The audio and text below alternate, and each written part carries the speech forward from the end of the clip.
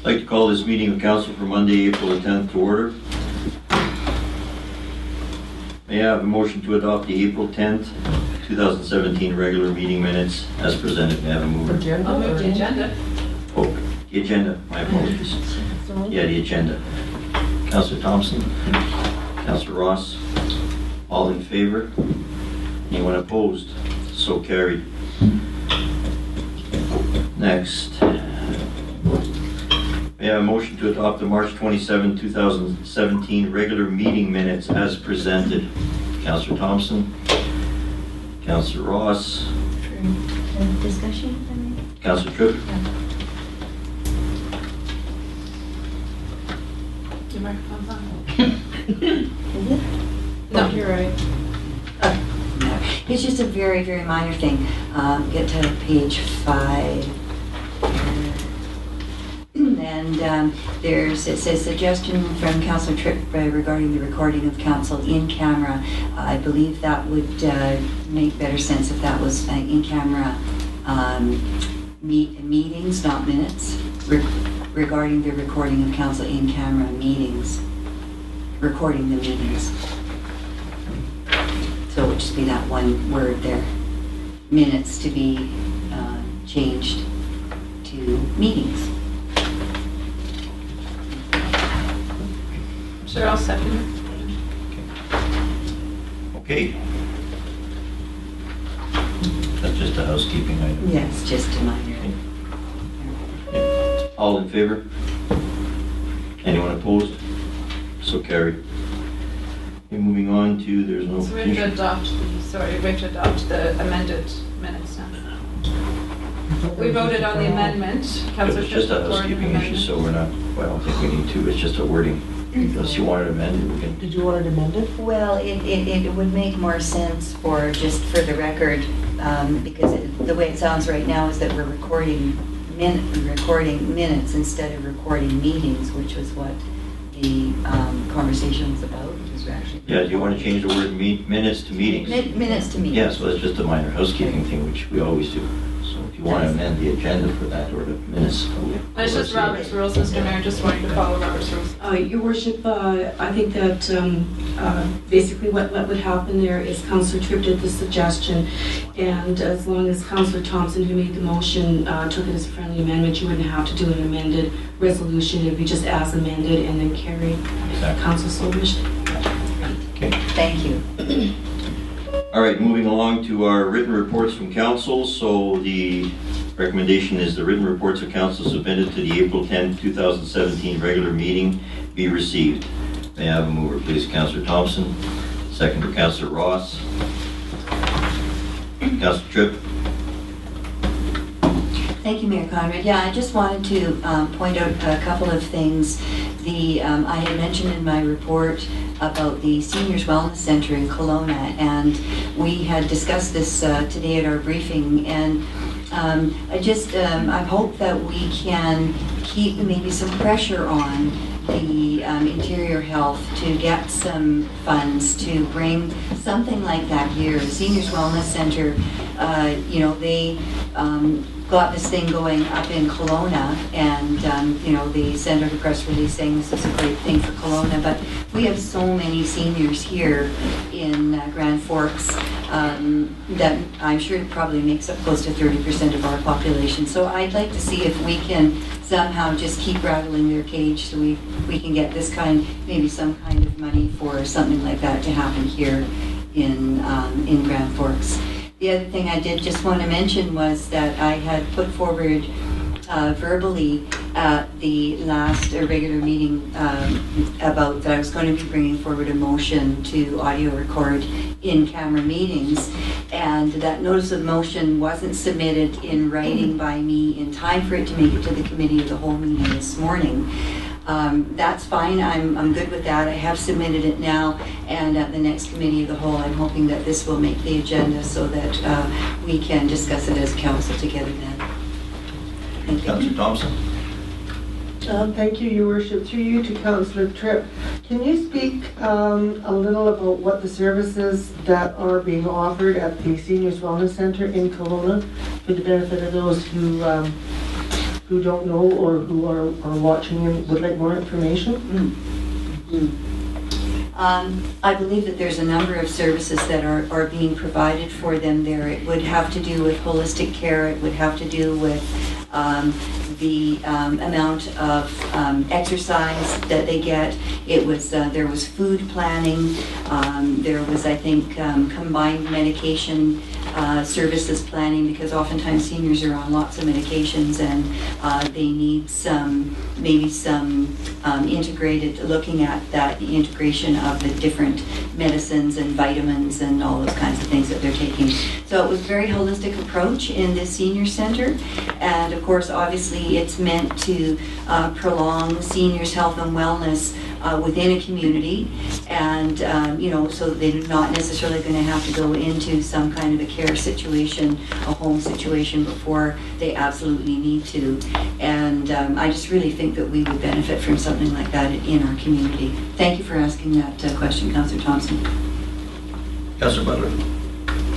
Just to follow up on that question, so this service is being provided by Interior Health, but you're saying that it's more of a holistic approach, using what would be maybe classified as alternative medicine. I mean, you're talking about lifestyle changes, which are very practical: diet, nutrition, exercise, healthy living. So it's really, I'm happy to see that Interior Health would be spending money on something like that. I'm just wondering if you could find out who the contact person would be with that program that's being offered, and maybe contact that person in Interior Health to see what the criteria would be for a town to get a clinic like that, and how we could go about meeting that criteria in order to attract something like that to our town. Thank you, Councillor Butler. That's a good suggestion. Having said that, Councillor Tripp, another suggestion would be exactly that. If you have any information on that, it could be possibly presented at the next hospital board meeting, where I'm a director at that table, so we could present it to IH there also. If we could either get more information, maybe a resolution of council would bring that forward as an option. I'll see how much I can find out. Thank you. Maybe there's somebody at the door. That's a new noise. Yeah, I noticed it this morning. Every night. I noticed it this morning. That's I like it. I think it's Uh-oh. Here's IT. technical difficulties all the time. Yeah. So this one is your regular button to talk. The priority one is like you're kind Yeah, of. well, I've always used that one. Oh, sure. Yeah, we never did that before. We noticed it this morning. Yes. Thank you. Councillor Hammett. Yeah, staying on the same subject, I was just thinking it might be a good idea to speak to Dr. Mary and his team that are doing the pilot project with IHA, because they may have more information on that and what they're going to be presenting to our community and the boundary with the results of that pilot project. So I would think that they would probably want to incorporate something like that, or already have the heads up or in the works. Thank you. That's a good suggestion too there. Councillor Butler. Thank you, Mr. Mayor. I highlighted 3 questions in my report so that staff would have an opportunity to look into those items and respond at this meeting. So that would be about batting cages, who's responsible for operating and renting those out, who owns them, how you get the key for them, and also about including a discussion related to tree planting along Central Avenue and our Sustainable Community Plan review that's coming up. And then also just clarifying how to phone in for out-of-town meetings. I haven't had a chance yet to speak with our IT person about that and just figure out the most cost-effective and easiest way for doing that. So those are my 3 questions. I believe our CAO has some responses and done some research on some of those. Go ahead, please. Thank you, Your Worship. Our manager of operations did a little bit of fact-finding on the batting cages at James Donaldson Park. And so it's got kind of an interesting history here, but at the end of the day, it's Babe Ruth has fundraised approximately about $40,000 in match to the city's funding when they built the washrooms and the batting cage at James Donaldson Park. So they had done a volunteer piece, and then the city matched it, and I think a little bit more.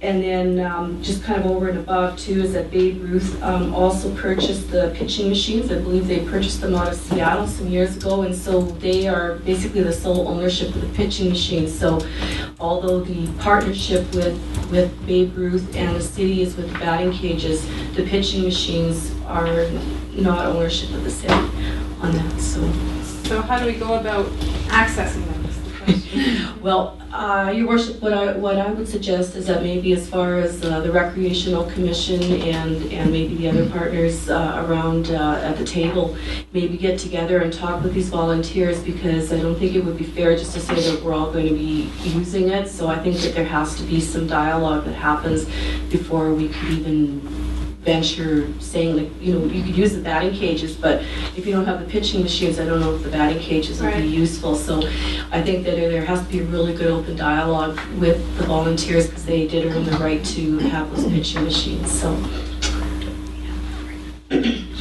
Councillor Butler?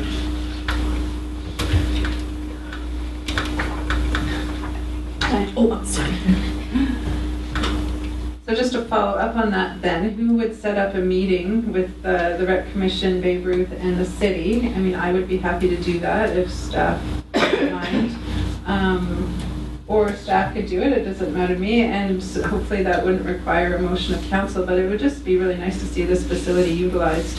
And I'm just wondering, does the city own the building that it's in, and do we hold the key for it? Yeah. And just the other two questions as well on my report.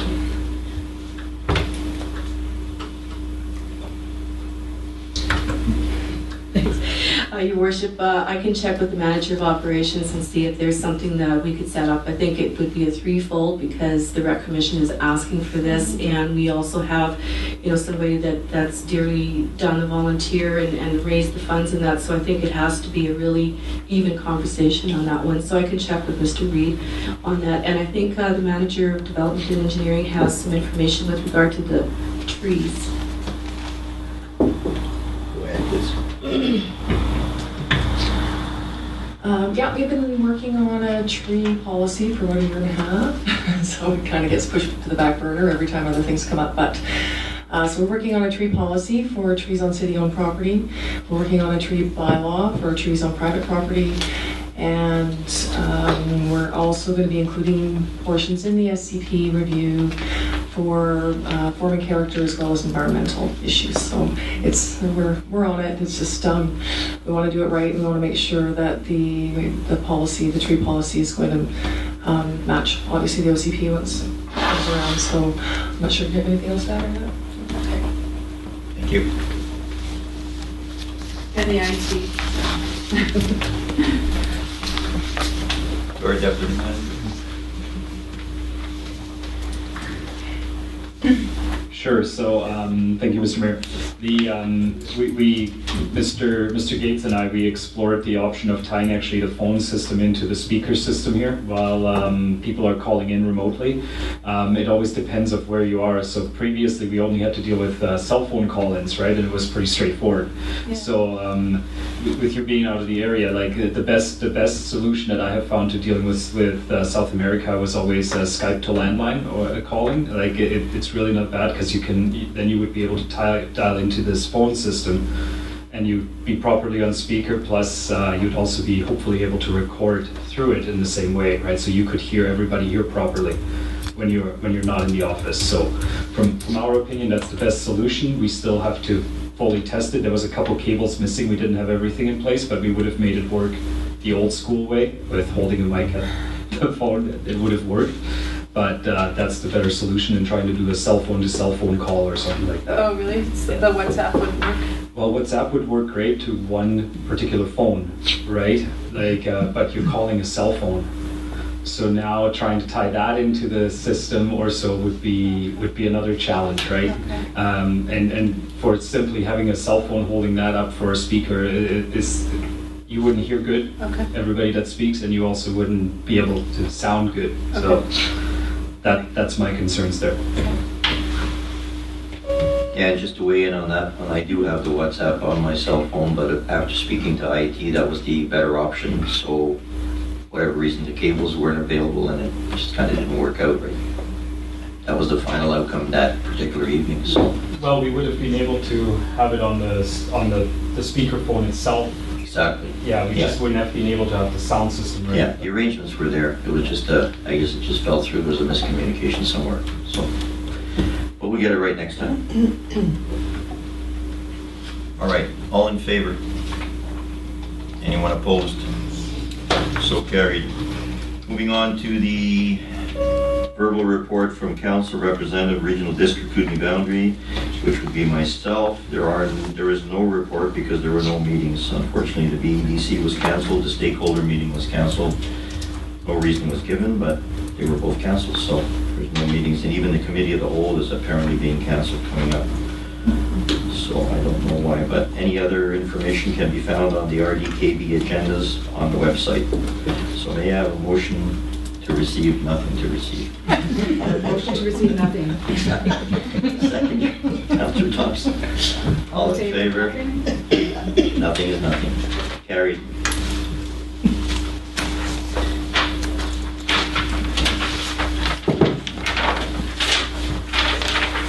All right. Our Manager of Development Engineering Services, subject matter subdivision application for 6401 Highway number 3. No, we have the MLAs, Where? Michelle. Not yet. Oh. No, that's after. That's I'm sorry, I'm not sure. Thought I didn't miss anything. Our recommendation is council determines whether to approve the application for development permit for subdivision and subdivision application for 6401 Highway number 3. May I have a mover on that, please? Councillor Thompson. Councillor Butler. Any discussion? Councillor Hammond. Yeah, when this came to us before, we talked about they were going to exchange this, but returning that foreshore back to the Crown, so that they would give up that portion. But and then there was some discussion about whether or not there would be water access, and I know the preference was that there wouldn't be. But I see that there's a lane going right down the middle now on the sketch on page 25. So I'm wondering if that is going to be giving people water access in the riparian area on the next drawing down. So perhaps we can have a manager weigh in on this one. That's just a SketchUp done by his draftsperson, so that's not the actual access that's going to be there. The purpose of that access is so that the property owner could possibly subdivide down further in that zone and allow for the access to those rear properties. The access is not for the riparian area. The desire is not to have access on both sides, being that we do have the trail on the south side of the river. This foreshore is for habitat protection. It's not for access. That's right. So on the actual plans, the access road will not go that far down, is that correct? Yes. Any other discussion? All in favor of the approval? Anyone opposed? So carried. Okay, moving on to our information items. Subject matter letter regarding affordable housing with reference to the Grand Forks Affordable Housing Survey. Recommendation is council receives the letter from MLA Michelle Mungle on affordable housing for information. May I have a mover, please? Councillor Ross, Councillor Hammond, seconder. All in favor to receive? Anyone opposed? So carried. On to bylaws from our Deputy Corporate Officer. Subject matter fees and charges amendment bylaw number 1958A2. Recommendation is that council gives final reading to the fees and charges amendment bylaw number 1958A2. Have a mover, please. Councillor Hammond, Councillor Thompson, Councillor Butler. Yeah, this becomes a tricky issue now that we have a fees and charges bylaw, because in order to vote in favor of it, I would have to agree with everything in it. And there's a couple of things in there that I don't agree with, so I'll have to vote against it. I do like how it's being separated out now, that we don't have to change each bylaw every time. But when it comes to our increase in garbage fees this year, I was not in favor of the doubling of the charge to do the monthly pickup of yard waste. And also within this bylaw is contained the cost for a manual read meter on the electrical, and I think that cost is a bit high, and spoke to that last year whenever that came up. So for those two reasons, I'll vote against this bylaw. Councillor Hammond. The cost to read, which I don't believe was on this one here, but we discussed it at the last meeting, I think, and didn't we decide at the previous meeting that we hadn't determined yet how often the meter would be read? So for people that were paying an average fee would only have to have the meter read possibly once a year and then an adjustment made. And those people that were still paying bi-monthly would have to have a bi-monthly meter reading. So can we just get some clarification from staff on whether that customers would have that option? Or CEO. Your Worship, I think Mr. Reed, excuse me, Mr. Reed did do some research on that, and I think that if there was something that council wished to have, we could take and amend the fees and charges bylaw to reflect so that would show what the actual piece would be, so we could actually have another amendment as far as that goes for fees and charges at a later time, if council so wished. Councillor Thompson. Thank you, through you to our CAO. Do we have anybody that is currently having their electrical meter read manually? It's my understanding, when I asked Alex Love about that, he said no, they were all read from the, not manually, but electronically. Your Worship, I believe that Councillor Thompson is correct on that. I could double check that with Mr. Reed, but I don't think that there is. Sorry? You're right. There is none? Okay, yes, so there is no manual reads. Thanks, Daniel. To our Chief Financial Officer, do you want to weigh in on this? Yes, I did look into this with Mr. Reed, and it actually turns out that we don't even have any of these type of meters.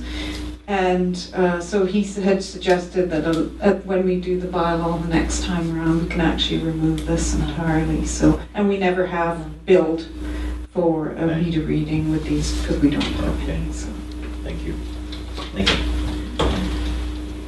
Okay, so it's a moot point. Yeah, Yes. we've done it. So all in favor? Anyone opposed? I'll still vote opposed on the garbage collection. Councillor Butler's opposed. Okay. All right, so the motion is carried. So moving on to item 11B, again from the Deputy Manager of Operations.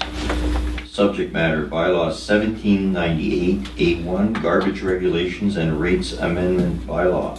Recommendation is council gives final reading to the Garbage Regulation and Rates Amendment Bylaw number 1798A1, 2017. May I have a mover, please? Councillor Thompson, Councillor Hammond. Any discussion? All those in favor? Anyone opposed? So carried. From our Chief Financial Officer, subject matter, Bylaw number 2015A2, Electrical Utility Regulatory Amendment Bylaw. Recommendation is that council gives final reading to the Electrical Utility Regulatory Amendment Bylaw number 2015A2, 2017. Mover, please. Councillor Thompson, Councillor Hammond. Any discussion? All in favor? Anyone opposed? So carried. Again, from our Chief Financial Officer, subject matter, 5-year financial plan bylaw number 2036. Recommendation, council gives final reading to the 5-year financial plan bylaw 2017-2021, number 2036. Mover, please. Councillor Thompson. Seconder. Councillor Ross. Discussion. Councillor Butler. Thanks, Mr. Mayor. Yeah, we talked about this morning, and I have to say I think Juliet has done an excellent job on preparing this for us. But I'm still not quite comfortable with the way that our rates have been calculated when I've done the research from the different government websites and from what Juliette herself actually said this morning about determining what our costs are first and then working backwards.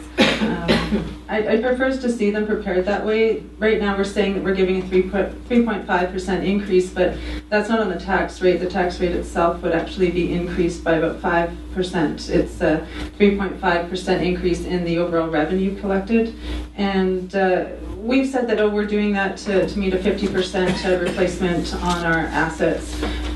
But even this morning, Juliette wasn't quite sure if that was a 50%. It might have had to be higher. It's hard to determine because it's a variable each year on what projects we're doing. So I would prefer to see us do a 3.5% increase on the tax rate rather than the revenue, and I'd also prefer to see it calculated based on our expenses for the year.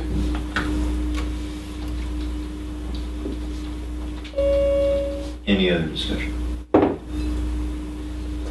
All those in favor? Anyone opposed? Councillor Butler. Motion is carried. Okay, moving on to our late items. There are none. So our next endeavor will be questions from the public and the media. Again, I caution you to stay on the subject matter, please. So, do we have any more? Okay, seeing none. May I have a motion to adjourn? Councillor Ross. Seconder. Councillor Hammond. All those in favor? This meeting is adjourned.